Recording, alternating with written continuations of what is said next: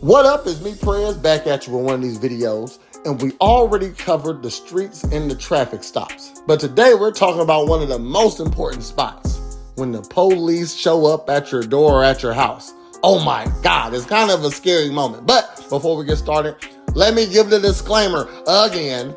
This is for educational purposes only. This is not legal advice. Every situation is different. Laws can change. And if you're dealing with something real, go talk to a licensed Illinois attorney. Do not put your freedom on a YouTube video. All right? Now let's get to it. When the police come to your door, the rules hit differently than when you're in public. You do not have to open the door just because they knock. You do not have to show them ID. You do not have to answer their questions through the door if you don't want to. And in most situations, police need a warrant signed by a judge just to come into your home. Without that warrant or your permission, they generally can't force their way in. Now here's what you do when they knock. Talk through the door. You don't even have to open it. You can say things like, "Do you have a warrant?" Or, "I do not consent to any searches." You can also say, "I don't want to answer any questions." And let them know, "I'm not opening the door, sir." Okay?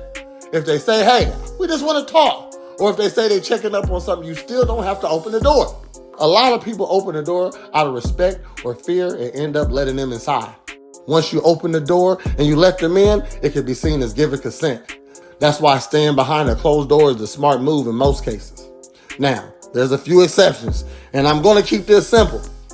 If they're chasing somebody who just ran into your house, that's called a hot pursuit.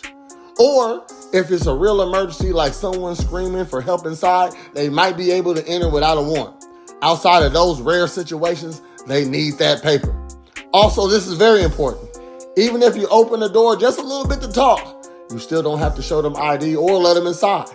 You can keep the conversation at the doorway and shut that door when you're done. Now, real talk.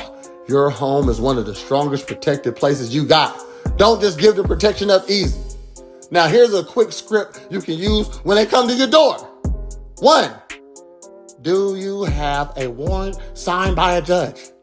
2, I do not consent to any searches or entry. 3, I'm not opening the door. You leave that information outside or you can come back with a warrant. And number 4, I want to remain silent. Stay calm, stay clear. No need to yell or argue, just protect yourself. Now in the next episode, we're getting into what happens once they actually detain or arrest you and how the rules start to shift.